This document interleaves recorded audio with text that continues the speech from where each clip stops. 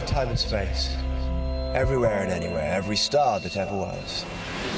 Where do you want to start?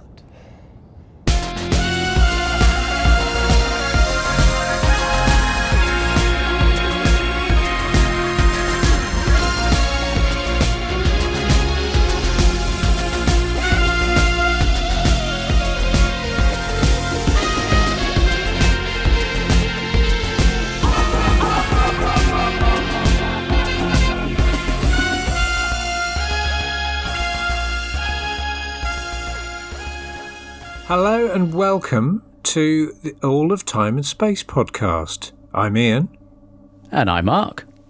And this time around is a special show. We're going to be looking back at the glorious, beauteous magic of Season 2. But before we start that, Mark, I can't help noticing, I was getting my cup of tea coming back up the stairs. There were some funny noises coming from the Timelash. You wouldn't know anything about that? Yeah. Now, I know how you're going to be, but we all make mistakes, and it wasn't on purpose. I was just trying to do a few sort of subtle upgrades to the Timelash, and everything was going fine. I've added in a 1970s 8-track cartridge player, which I think really brings it up to a whole new level of sophistication. But the problem started when I put in the old Best of Chicory Tip cartridge, and it all went horribly pear-shaped from there. I see. So is it still functional? Are we going to be able to toss our guests into it? Well, now here's where the real problems start. The tinsel got jammed inside the 8-track, and I was really struggling to get it sorted. So I thought I'd get in touch with our good friend Rob Irwin from the Doctor Who show, because he's really into his gadgets and technology. And he went into the Timelash, but I haven't actually seen him come back out again. You have You've scattered Rob Irwin through the vortex. That's what you're telling me. Well, potentially, yeah. You twit. I know. Well, look, we've got to. Can you get it fixed in time for the next regular episode? We're going to want to keep the Mind Probe section of the show going. That I really like that. I'll give it a go. I can't promise. Well, promise. Make it happen. Fix it. Oh, okay. I will try my best. Okay. Well, we'll watch this space then. All right then. Cool. So, what should we talk about on this fine day? Well, I thought we could go back to the Obverse Book, the pub from 1970s, and talk through where we rated the stories from Season 2. Oh, that would be fantastic. Do you think we'll get that seat by the fire again? Well, we'd like to think so, yeah. Yes, that would be good. All right, well, I'll have a pint of Stefan Vogelsmeyer's Dark Regret, and I think a packet of cheese and onion. Nice. Okay. Nice combination. I thought so. All right, well, right, here goes then. I'm setting the coordinates.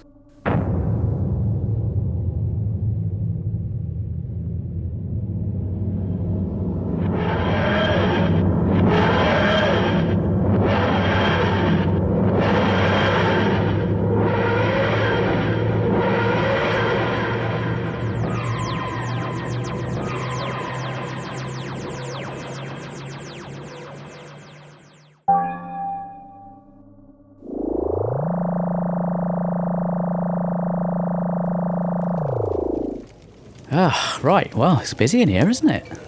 It is. You'd think all these people would be, I don't know, at work or doing something useful.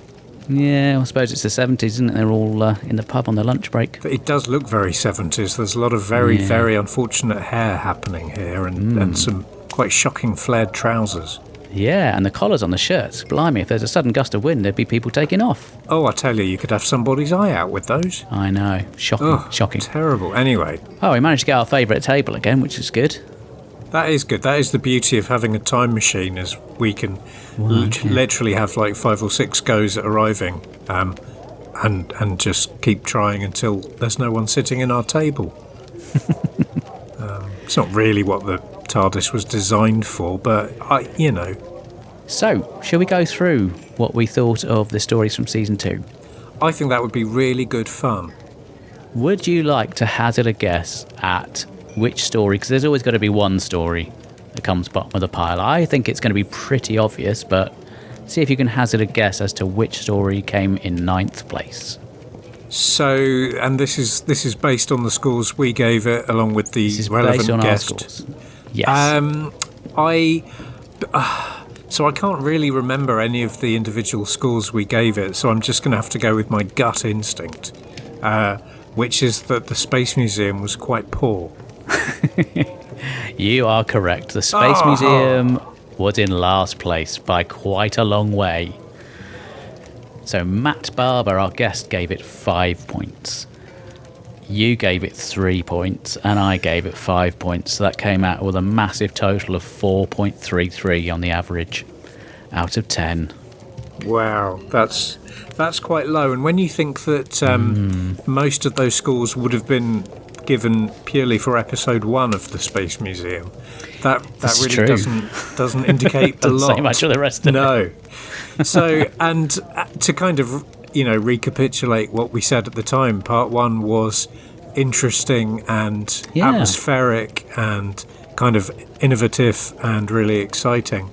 And then it became just the worst kind of plodding runaround with some really, really undercooked kind of alien makeup and costumes and narrative and direction and everything. Yeah, there wasn't an awful lot to really cling to in terms of positives, was there really? I mean, the locals from the planet were a bit sort of weedy and pathetic, weren't they? And the guys who were in charge were very grey and quite boring. Yeah, it was one of those stories where you think, if you're the Doctor, you think, well, I could save these people and overthrow their evil dictators, but now can I be asked? There were some nice bits. I thought the bit where the Doctor gets interrogated was quite fun. Where do you remember he's got that little monitor that connects into his mind, right. so you can see the little images coming up.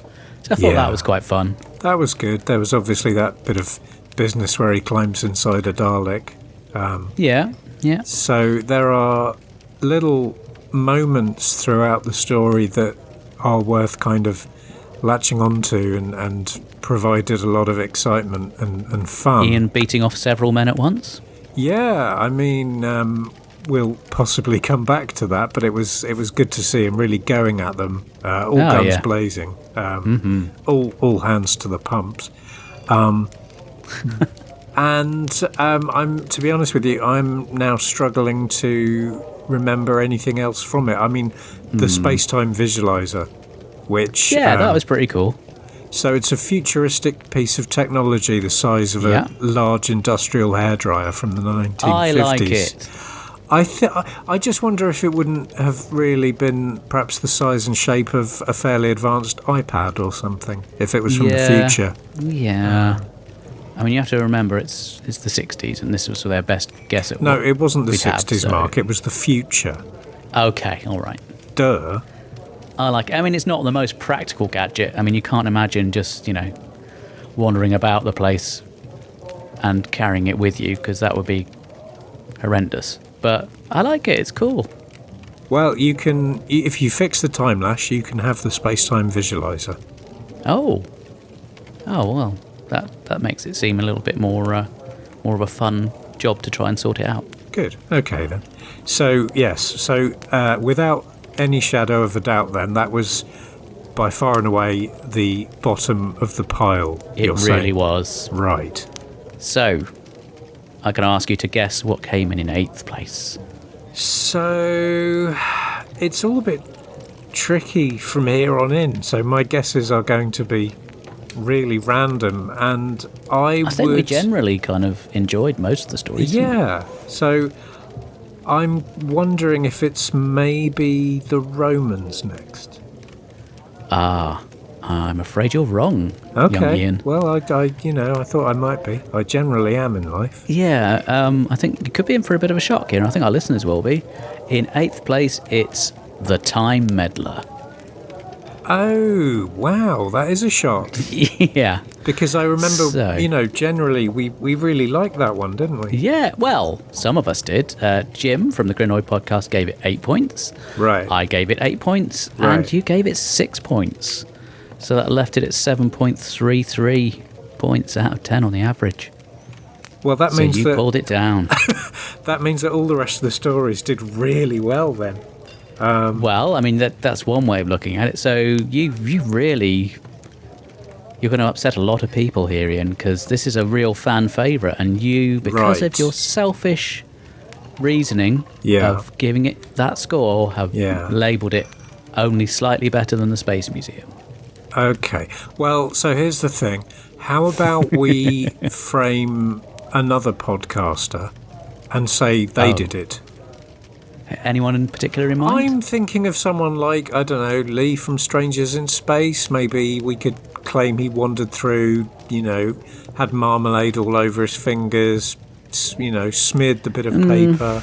Yeah, something no, like I think Lee gets a lot of stick, particularly from certain members of that podcast. So no, I don't think it would be Lee. I don't think that'd be the sort of thing he would do. He's a much more thoughtful person than you're making out. So no, I don't think Lee would have done that.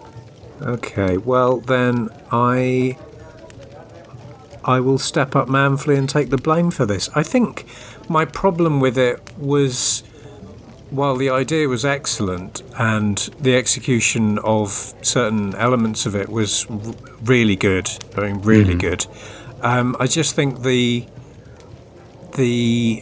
setting and the kind of a story involving these three hairy forest dwellers was perhaps not as good as it could have been, and there was some this is not that much of a criticism to say there are logic gaps in a story aimed at children that was made 100 years ago, but I just found some of the story elements were perhaps underdeveloped, and that for me, because that's always going to be the angle I'm coming from.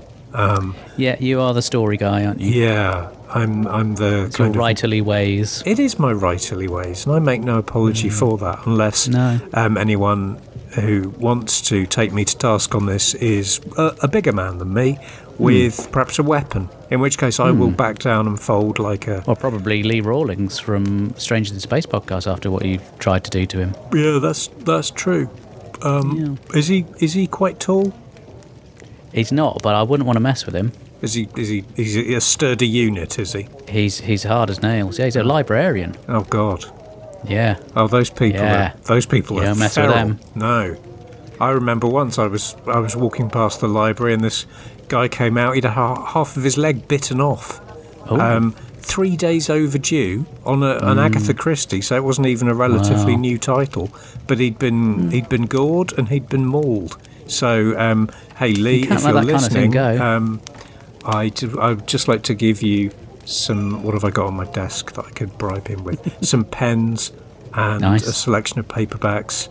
And my. I'm going to say you work in publishing. keys. Surely you must have some freebies you can throw his way. I mean, yeah, that is a thing that I can do. I've got 4 Marvel books from Aconite Publishing on my desk. They're doing a series of expanded universe books about the Marvel universe, and I've got to kind of read all of them by next week. So yeah, but so when maybe you shouldn't be them, hanging out in a pub. I mean, you should really be at home reading these books. Yeah, but I mean, everyone needs a bit of light relief. Yeah. I'm going to ask you not to go where you were going to go, and just keep it civil. So, what did you think of the Time Meddler then? I don't see what your big problem is. I mean, yes, okay, the story's thin. I think we said that at the time, but there's so much to like about it. You know, the character of the monk, Peter Butterworth, he's just great, tremendous value, someone that the fans, it seems, want to see come back. Yeah, there wasn't. I mean, you had a bit of interaction with the locals, but it wasn't the most inspiring on that score. It's nice to see Stephen and Vicky getting that real sort of friendly. I think you called it like a brother and sister relationship going. Yeah. And I really like that. I think it just brings a different dynamic to the programme. So, yeah, I think in terms of where it takes the story, you've got the sort of key elements like discovering that there's somebody else from the Doctor's home planet and those sorts of things. So these are really big moments, but in terms of the actual story itself, there's not that much really to go on, I guess. So I'm guessing that's really your gripe with it. In a nutshell, yes. But he did have that lovely pull-down list of all of his things that he had planned out. That was nice. Yeah. And it's got one of the best cliffhangers of all time. When The end of part 3. Part 3, yeah. When they discover the TARDIS, that's brilliant. Yes, you're right. That really was, and I knew it was coming and I'd seen it before, but it was great. And imagine if you're watching it for the first time in the 60s on broadcast, that would have changed everything forever, wouldn't it? That would have been the equivalent of finding out the Doctor had untold previous regenerations in the most recent series. It's just something that changes the fabric and the universe of your show for all time. So really, the long and short of it was that me and Jim really liked it. You didn't, so that's why it's languishing down around the bottom. Well, I can only apologise to the listeners, to the production team, any Ian, of them who are still with us. You've let the listeners down, you let me down, you let Jim down, but most of all, you let yourself down. I feel terrible. Do you want to have a guess at what came in 7th place? I would like it to be. I'd like it to be the Romans. Is that your final answer? That is my final answer. Oh, well, you're wrong again. Okay. It's Planet of Giants. Oh wow! I thought that would have done slightly better. So, well, let's have a look at how the scores came out, shall we? So, our guest, Eric Escamilla, scored it 4 out of 5. So that's we were going with the scales, weren't we? Because it was about people getting smaller, so we thought we'd halve the scores just because it was fun. So it was effectively made it an 8 out of 10. Mm-hmm. You gave it a 9. Right. And I gave it a 7. So that came out with a grand total of 8 overall. 8 overall. So, but Yeah. it was basically you that dragged that one down. Well, yeah. I mean, it's got some really interesting bits to it. I love the effects. I think they're really good for the time when you consider the budget they had. Again, the story, I suppose it's quite ahead of its time in many ways because you've got the whole ecological angle, which you tend to think of as more of Barry Lett's 1970s thing, but even as early as season 2, they're introducing that kind of storytelling. So that's another plus point. But I suppose as we're giving these points as we're going along, we're just kind of doing it in the moment, aren't we? We're doing it informed on the journey thus far. So that's true. It's so not it's all like very we're well comparing sitting here, with the benefit of hindsight. But so what did you enjoy about Planet of Giants? well, I'm sort of obviously now it seems like such a long time ago, but I remember the sort of leather satchel was really quite a magnificent bit of design. And some fantastic falling around in the satchel acting as well. Yep. I remember Chesterton? Chesterton's being flung about acting was, risible. And I can also remember there was a cat. Now I like a cat. I'm a sucker for a cat, so that was Me good. too. Yeah. I think the sink was rather marvellous, I seem to remember us all agreeing. Yes, there was a very well constructed plug hole. It's interesting that Doctor Who can really excel itself when it's having to design really quite quotidian, mundane items like a plug hole, and conversely, when it's charged with creating, say, a race of alien monsters, it can often go horribly wrong. But this story really nailed that domestic angle. And I think, the story wasn't... it wasn't exactly like a globe-trotting James Bond-esque thriller. It was a very sort of domestic kind of kitchen sink, four heads murder mystery with some tiny people running around. I think it was a lot of fun. I think it was a very exciting idea, but now that we look back on it, you think they could perhaps have done rather more with that premise. But as you say, with the budget being what it was, I think this was a damn good one. Yeah. So, I mean, even that said, I mean, it's coming in 7th place, but 8 out of 10 is pretty high. It is. This is what I'm saying. It feels the standard is. It feels like the standard has stepped up a bit from season 1. It absolutely in our estimations, does. If nothing else. Yeah. So, I think I'm assuming everything else is going to be sort of joint first, really. Well, we do have a few joint stories, but we'll come to those. Do you want to have a guess at what came in 6th place? 6th place. So I'm going to ask, was it the Romans? It was not. How is the Romans doing this? Because I've got my list here of all the stories from season 2, and the Romans kind of stands out as the most kind of disposable of them all. Well, in your opinion, but maybe not in mine, right, and our lovely guest's opinion. Yeah. So in 6th place, it was The Crusade. Okay, no, that's fair enough. That was obviously the other historical story from the season. So you gave it 7 points. Right. I gave it 8.5. And Paul Scoons gave it 9 points. So it came out 8.16. So just edged ahead of The Planet of Giants. Okay. Well, that's interesting. So I obviously enjoyed it very much at the time. I can't remember that much about it now. And I think this is where you get the kind of the missing episodes effect creeping in, where once you haven't seen the full story, you experience it through the recons or reading the book or whatever, but it doesn't really sit with you as deeply or for as long. So no, it's difficult, isn't it? Yeah, I've got very little to say about this one now. I think in terms of what we can see of it, in terms of those 2 excellent episodes, I think the cast is great. The direction's really good. I think was it Dougie Camfield? I seem to remember one of his really early ones. I mean, it could have been. Yeah, no, I think it was. I think the story rattled along. Some of the historicals can be a bit of a trudge, but I thought there was enough going on with this.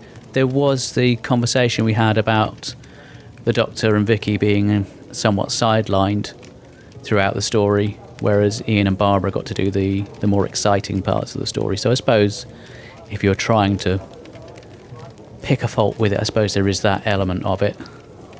I think you should never really be sidelining your main character, and certainly not at the expense of Ian Chesterton. Well, I suppose at this point in the show's history, he's kind of the enabler, but he's not the lead.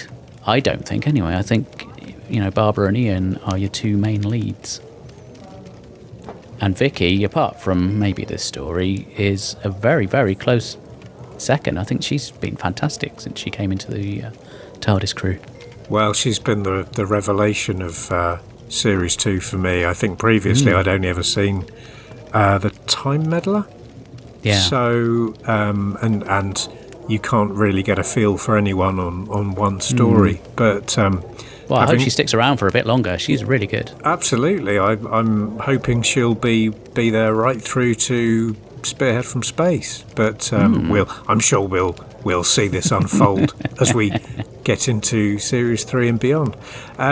So yeah, for me it was, as you say, a bit of a trudge, a bit of a runaround, and I just when there isn't an alien with a bomb and a countdown, I just feel that it's not that it's wasting our time, but that it's sort of treading water, and what we really want is sort of jeopardy and peril and global cataclysms. I mean, even if the story didn't necessarily do it for you that much, I think just hearing Paul recount the whole saga of how they managed to come across this missing episode was incredibly engaging, and I felt so stressed just listening to him talk about it. I was sitting there stiff with stress. I had beads of sweat on my forehead when they're in the house of the guy that's got it, and he's screening it for them, and they're sort of sitting there trying not to start, shouting or anything. Yeah, it was. In many ways, the story of its recovery is more compelling and propulsive and entertaining than the story they recovered. But yeah, wow. Yeah, that was something else. It was really good having him on the show, so that was an enjoyable part of doing that one, I think. So after the Crusade, which came in 6th place, we now have joint 3rd place. Oh my. So there are 2 stories in joint 3rd. Right, so I'm going to go out on a huge limb here, and this will surprise you. I'm going to guess, is it by any chance the Romans, and perhaps paired with the Rescue? Oh, you're half right. Ugh.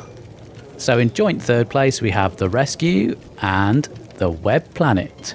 You are having a tin bath. Well, let's just review the scores, shall we? So let's start with the Rescue. So our guest Dwayne Bunny from the Sirens of Audio gave it 8 points. You gave it 8 points, and I gave it 9 points. So that came out as an average of 8.33. And tying up the scores, we had the Web Planet. So our guest on that episode was the lovely Lindsay from the Trek This Out podcast. She gave it 7 points. I gave it 8 points. And you, Ian, gave it 10 points. Darn tootin' right I did. Yeah. Yeah. Talk us through that process. Well, obviously now I have a sort of dim awareness that I've made some sort of terrible error or faux pas. But I would trot out the line that I think pretty much everyone says when they talk about the Web Planet, and they talk about the sheer unbridled ambition of the production. Yeah. In terms of populating a world with different kinds of alien creatures and no humanoids. It's a very brave thing to do, and I've seen a lot worse in terms of costumes and monster design. So I didn't even feel like the production was really lagging that far behind the kind of artistic genesis of the story. So I think if you look at the budget they had, the studios that were provided, the limitations of the visual effects that they were able to achieve, I think it's very impressive. Hence why I gave it 8 out of 10. And obviously there was just something else really that clicked with you that just tipped you over the edge into giving it a perfect 10.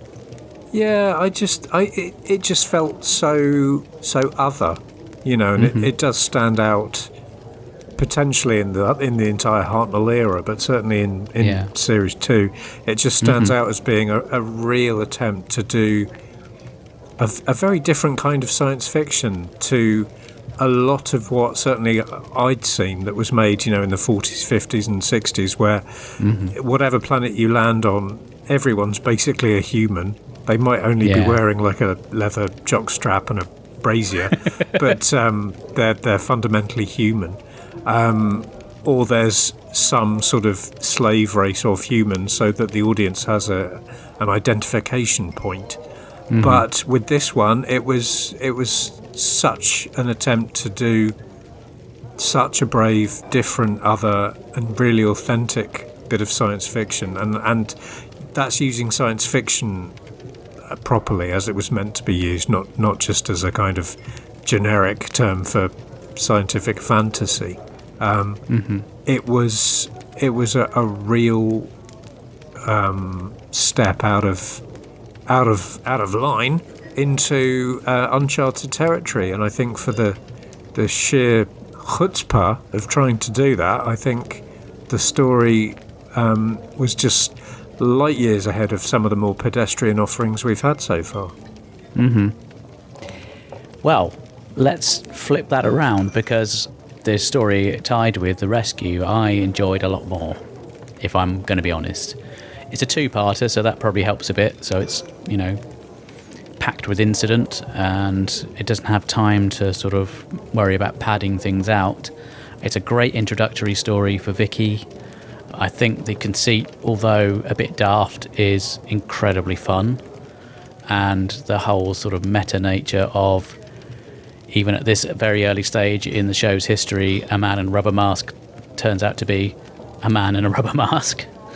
So yeah, I really enjoyed it, and I think it's very worthy of coming in third place.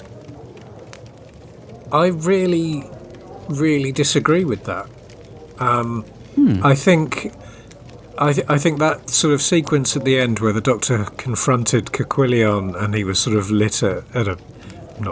shot at a bit of an angle, and he looked a little bit threatening, and I think, as we said at the time, there was something of the Seventh Doctor about him, this kind of small man of immense and unmovable power and great knowledge, and I think that was fairly iconic.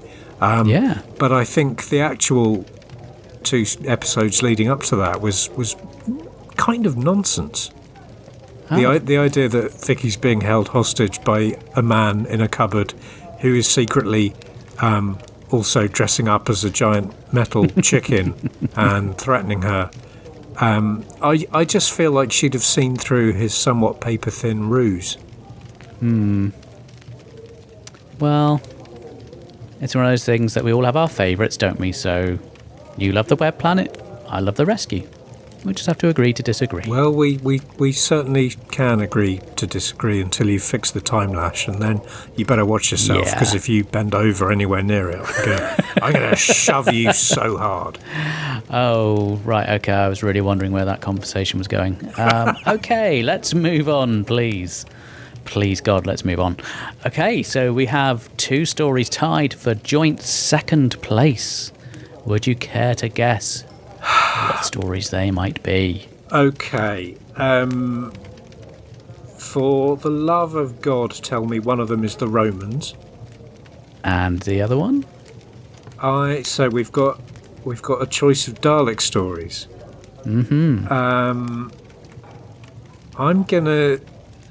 Because I do this. I'm a contrary basket. I'm gonna go with Dalek Invasion of Earth. I have noticed this. You are correct. Hey. So let's have a look. So the Romans, we had the lovely Eric Stadnick as our guest for that one. Eric gave it a 10 out of 10. I gave it 9 out of 10. You miserable so-and-so, gave it 7 out of 10. I will defend that with every fibre of my being, sir. So that came out as an average of 8.66. So there's not much in the sort of top sort of 6, really. No. At all, or even the top 8, really. It's just the last. Space Museum is way behind on everything else. Yeah. Dalek's Invasion of Earth. We had J.R. Southall, my old sparring partner from the Blue Box podcast. We call him the Podfather, you know. We do we? Yes, okay. we do. Gonna make him an offer he can't refuse. No, I was going to cut off a horse's head and stuff it under his duvet. Oh, okay, fair enough. So JR gave Dalek's Invasion of Earth 8 points. I gave it 9 points, and you gave it 9 points. So yeah, those 2 were tied. So which do you want to kick off with? Do you want to start with the Romans and then build up to the one you seem to like better? Because you keep going on about the Romans. I think that's a great idea. Well, the Romans. Go on, then. The Romans kind of, now that we've seen the whole of the series, the Romans really stands out as being the least kind of necessary story. You know, it's a historical. It's a delightful luxury. Right. So, as I think we said at the time, the first and the last 5 minutes are beautiful in terms of giving the TARDIS team time to kind of breathe and live a little. Oh, now I'm seeing why you've got this big issue with the Romans, because this is the one where you have to admit you actually liked Ian Chesterton. I found him to be a lot less disagreeable than is generally the case. Yes. I see. But it all starts to make sense now. Well, so, you know, if you strip out the element of and I think this speaks to me being a big fan of the New Adventure novels, because half of the kind of guilty pleasure of those was the chapters where nothing would really happen, but the TARDIS crew would just be, living at the Doctor's house in Kent and eating toast or whatever, the kind of domestic stuff. And that was the real strength of the Romans, was seeing Iain and Barbara kind of being a bit flirty. It's nice, they're in holiday mode, aren't they? Absolutely. So the way the previous story finishes off with that sort of cliffhanger that leads into the Romans, you think it's going to be this big, massive disaster where the TARDIS has fallen off the edge of the cliff, but actually we catch up with them several weeks later. They're just sort of chilling out in a lovely Roman apartment and just enjoying themselves and having a bit of downtime. I wonder if maybe... so that was at the end of the rescue, wasn't it? And I wonder if the writer of that story had just written that in as an exciting cliffhanger, and then the writer of the Romans pitched up and saw that was where he was starting from, thought, bugger that for a game of soldiers. I'm not interested in that at all. And so you get this possibly complete... anyway, moving it along, they're in a villa. Yes. Even though technically that's breaking and entering, so I don't think we should be condoning Chesterton's behaviour. I'm going to lay the blame there at the feet of Ian Chesterton.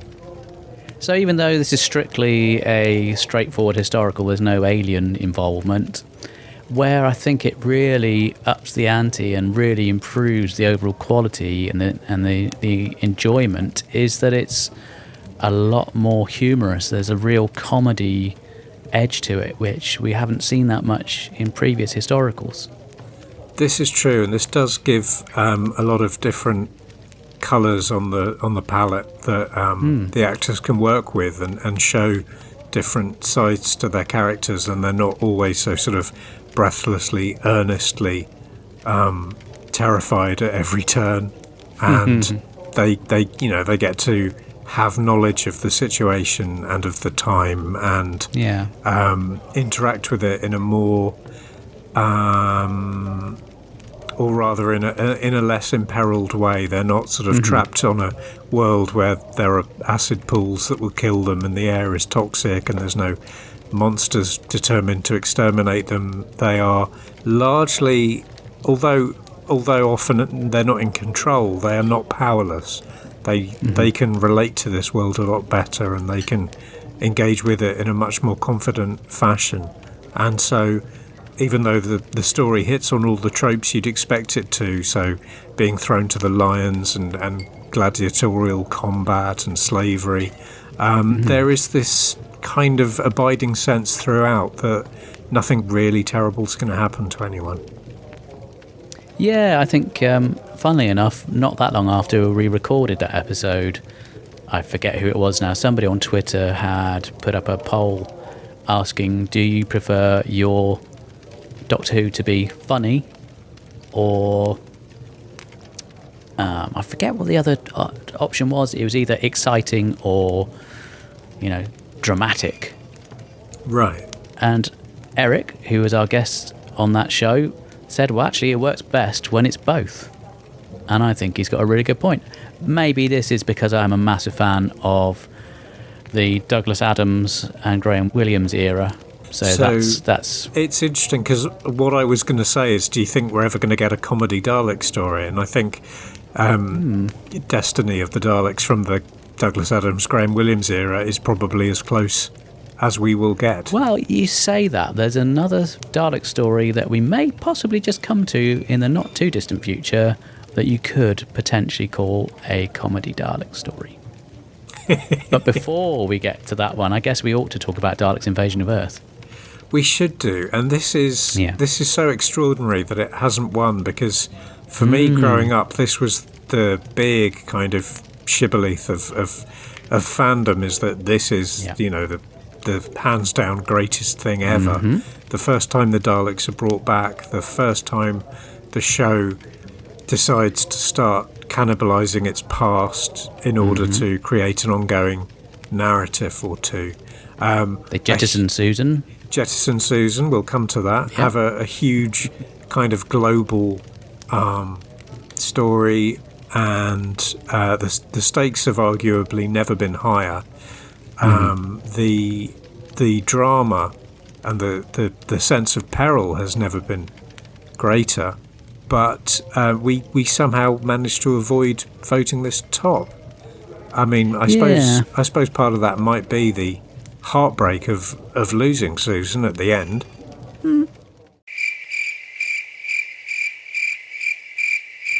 Yep.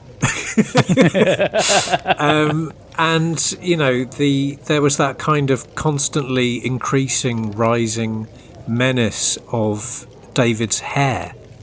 Yeah. Which just got bigger and bigger the more peril they were in. And boofier and boofier. Boofy, as you so rightly, and boofier. Yeah, no, it's as sequels go, it's got to be right up there with the best of them. You know, when you're looking at how they can think about bringing them back. So we've done the story where we visited their planet. So the next obvious step is that they come to our planet, and it's realised so well.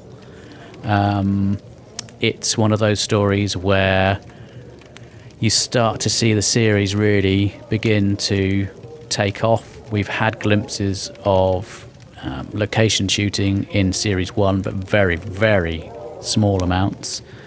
But this really seems to... It's like they've just opened the studio doors and stepped outside, and they are going to show us a bigger worldview. I know it wasn't quite big enough for you, because you wanted it to be, you know, you wanted them to go to the Taj Mahal and all these other places, which is... I can see the logic behind that. Unfortunately, in the 1960s, I'm not sure how they could have realised that in a particularly effective way, whereas obviously going into the future and looking at when RTD did the whole thing with the Cybermen, you had the benefit of all the digital effects where you can just effectively lob them in anywhere and you can just create that effect. Well, there's a logic issue here, which is that, let's say, for example, I'm the Dalek strategist. I'm Jeff Stevens, strategy Dalek. That's what it says on my desk. That's my job. My job is to locate a section of the Earth where we can easily drill down and harvest the Earth's magnetic core. Yeah. He chose Bedfordshire. Yeah. Now, I would say if you'd landed in somewhere like the Sahara, where there are no people around to notice what you're doing, there's probably Bedouins and those sorts of people. In the Sahara? Maybe. Well, all right. We'll put out a poll on Twitter and see if we can find any, but I think you're in for a disappointment. You know, if they'd done that, then the story would have been a lot easier in terms of, you know, building sets and so forth. And you know, there'd have been no humans. They wouldn't have had to bother with the Robo-Men or subjugating the population. They could have just nipped in when no one's looking, dug a big hole, nicked the centre of the Earth, and been about their business in, you know... Do you know, I think where they may have made this mistake, because Jeff, I think, maybe something got lost in translation, but he's probably just looked at the global map and seen Bedfordshire. Ooh, that sounds soft. Let's dig there. So what you're suggesting is that the strategy Dalek operates on very much the same decision-making process that I do, because obviously I would conduct most of my business from bed. If that didn't sound quite so terrible. Lucky Mrs. Martin, that's all I can say. I mean, I do wonder whether Jeff was the same Dalek from The Chase, who's the one that gets asked to do that mathematical formula, and he kind of goes, carry the 9. So maybe he was responsible. It's like in Star Wars where if you wind it right the way back, you could just say, well, the guy who was operating that gun turret should have just shot all of those escape pods, and then C-3PO and R2-D2 wouldn't have made it down to Tatooine, and we wouldn't have had the whole story play out. So maybe if Jeff hadn't been in charge, then... Yeah. Oh yeah, absolutely. Let's Ian Levine, if you're listening, get on it. Well, I think it's important to remember that the Daleks are, you know, not robots, and they are highly evolved blobs of hatred, as is so commonly said. And in any sort of organic species, no matter how much they've been genetically modified, you are occasionally going to get a thickie. And the Daleks, just as much as any other species, some of them are going to be a bit gormless. So you're right in that perhaps it was one of those, less academically gifted Daleks. He was probably great at sports, probably had great street smarts and awareness and skills, but just a bit of a cretin. Maybe he was a bit of a dullard, but was sufficiently popular with the people around him that he kind of just got elected into Dalek politics just through just being generally a good chap, and everyone thought, oh, it'd be a bit of a laugh if he got involved in it, and then it all went horribly wrong from there. So he's the Dalek equivalent of Boris Johnson, is what you're saying? I mean, I didn't say that. You didn't say that, no. That was not what you said. No. I definitely did not say that. So the affable chump Boris Dalek has routed proceedings to Bedfordshire rather than an unpopulated and excitingly exotic part of the Earth's surface in order to save a few quid. Yeah. And you have those toweringly iconic scenes and shots of kind of an empty London in kind of a lockdown, empty streets that Barbara and the gang run through, and some really powerful locations. And it would have been, I think, a really kind of in the same way that the Web of Fear is, in that it's set somewhere ultra recognisable, and so many people visit that tube station every single day, that it feels like Doctor Who's really happening in your back garden kind of thing. For the first time.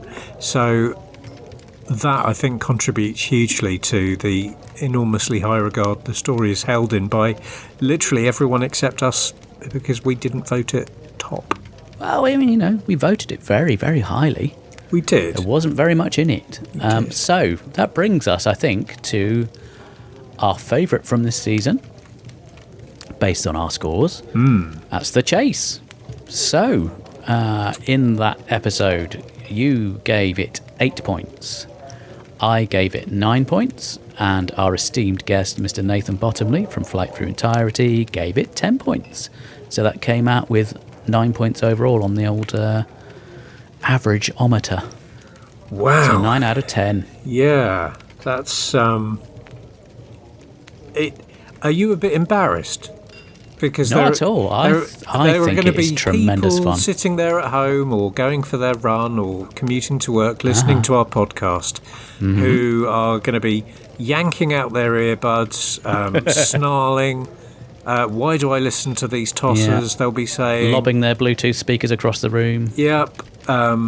Missing their stop because they're so cross with us.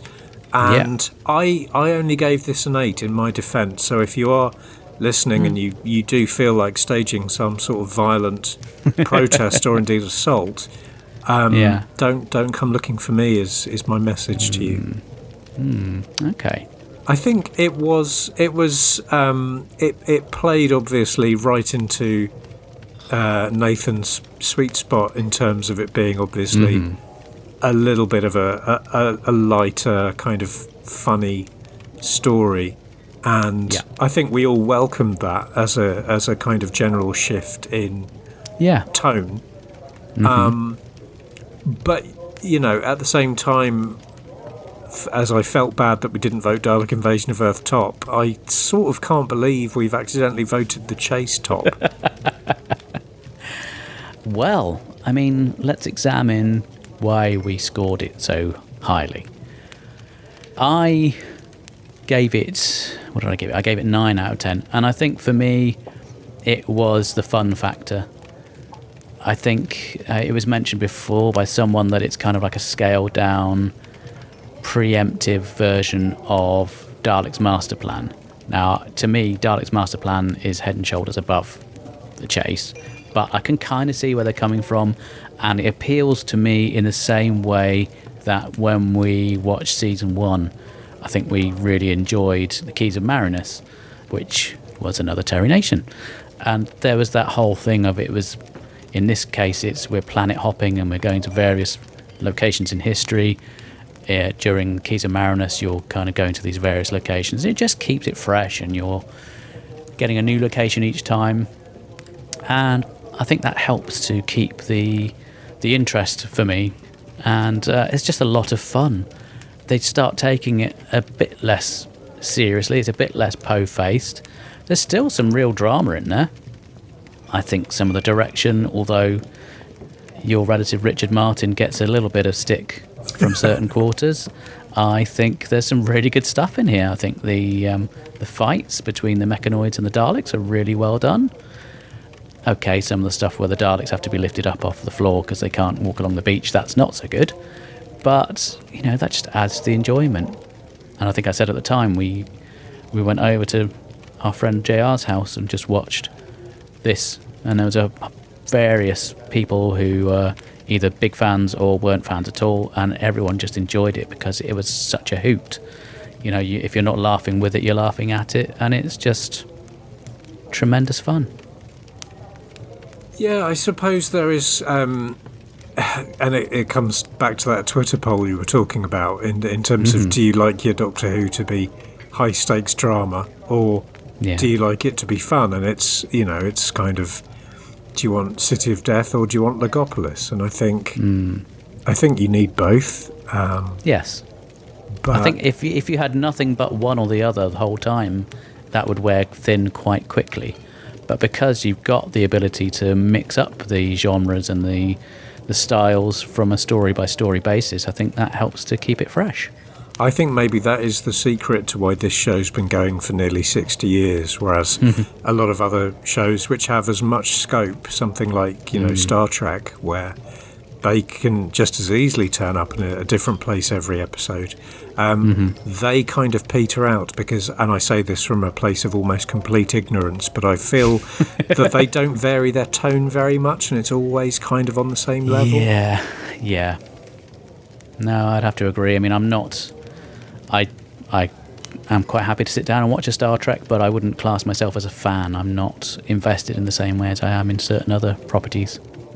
I mean, or something like Buffy, but Buffy's always, there's always a certain base threshold of comedy, even if it's a kind of tearjerker season finale where she has to kill Angel and, chop off Xander's face or something.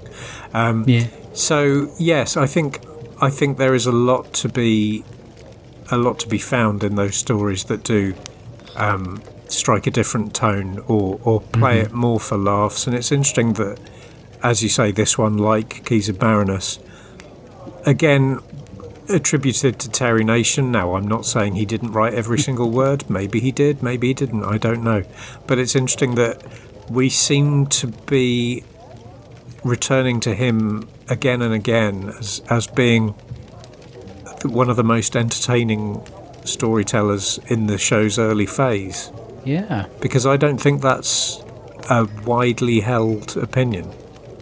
No, and that's kind of the fun of doing the stories this way round, just experiencing them in that chronological order. You're getting perhaps a different view of these stories when you see them in context with the others.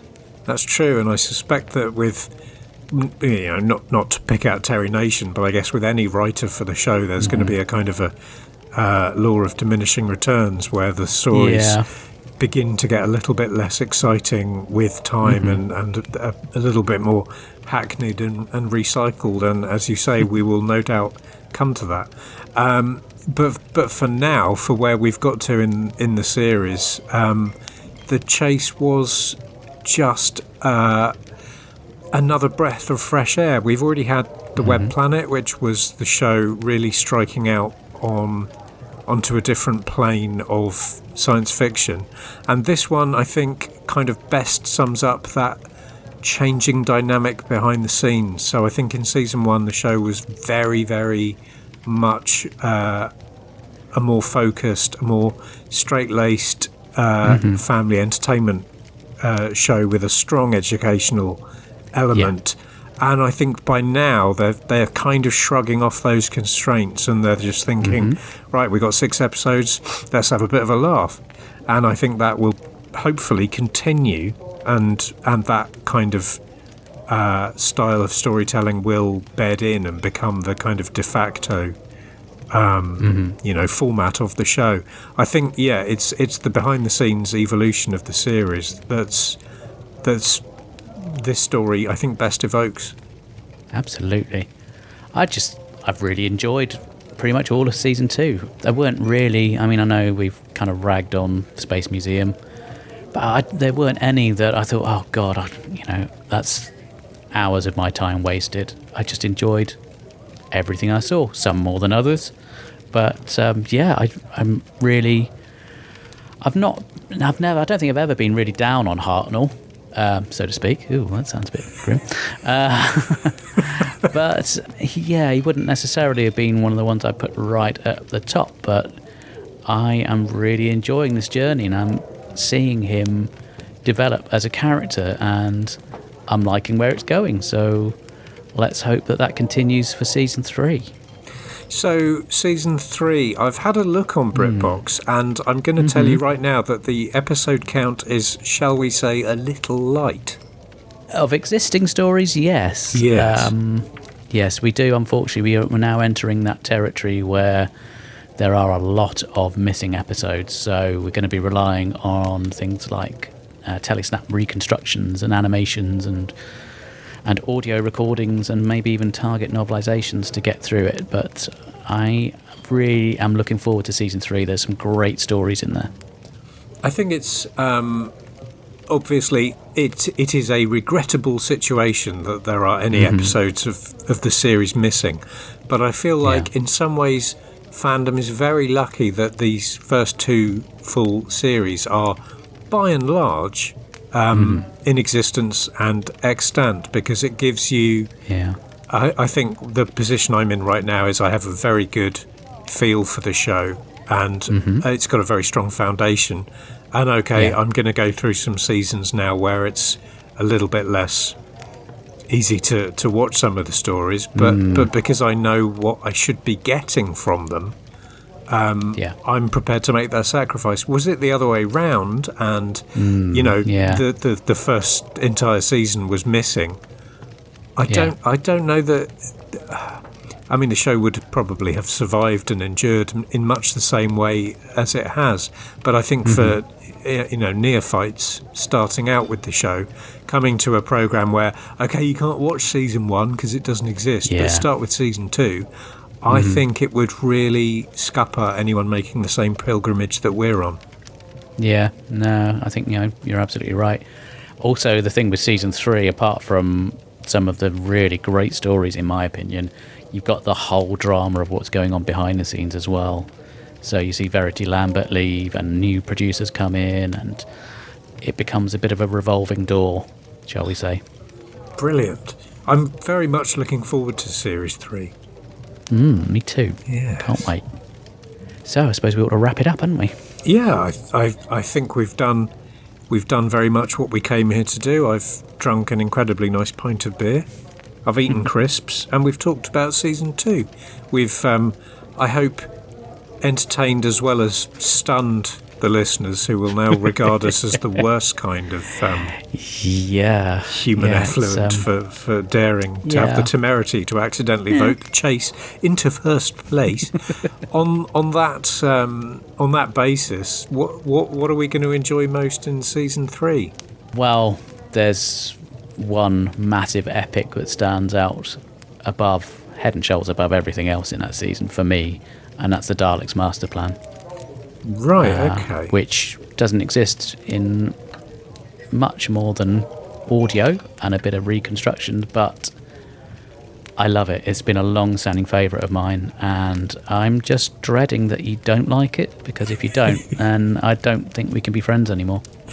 Well, in that case, I will repeat my central message, which is to get the Timelash fixed very quickly, so that one of us, should it come to pass that we violently disagree about the merits of that story, one of us can be flung into the bloody thing, and there's an end of it. I don't really know enough about season 3 off the top of my head to know what other stories are in it. There are some that I'm going to have known through reading the Target books when I was a kid. There are some I may have, seen, or well, not seen, obviously. There are some I might have heard on some, cassette releases or something back when I was young. But for me, it's all a kind of soupy blur now until 10th Planet. I know vaguely what stories are coming, but I don't know much about them. I don't know anything about Dodo. I don't know anything about the changes to come in the TARDIS team. So it's very much a real open book for me. So I will just be approaching it clueless and wide-eyed like some sort of idiot. And we'll see where it gets us. Yeah, well, I find that quite entertaining in its own way. No, I like it because, for the people like me who might be, well, I was going to say jaded, but I'm not really jaded. But, if you've experienced this before, albeit in a slightly out of order way, you can perhaps take some of the stories we're going to be looking at for granted, whereas you're going to be coming into this fresh as a daisy, looking at these things, in some cases for the first time, and getting a whole new hot take on them. Well, I guess that's what we're here for. Well, yeah, let's see how it pans out. Yeah, there's nothing as important in the world as giving hot takes on a, 60-year-old TV show. It's a point of difference, I feel. I guess. Right, well, shall we head back to the TARDIS and continue our journey? Yeah, I think we should. So thank you all once again for continuing to support the show by listening and by leaving your reviews and also sending us your fantastic feedback. We really do appreciate it. And we will be looking forward to joining you again, and we'll be joined by the rather lovely Andrea from the Trek This Out podcast for Galaxy 4. So until that, I've been Ian. And I've been Mark. If you'd like to get in touch, you can email us at mailbagofrassilon@gmail.com. We're also on Twitter @TimeEndSpacePod, and you can also find us on Facebook. If you want to leave some audio feedback, there is a link in the show notes. You can use your phone or your computer and leave up to 60 seconds of feedback, or if you're listening via the Anchor website, you can click on the message button and leave your audio. We'd love to hear from you. And thank you to Momo Tempo for providing our theme music.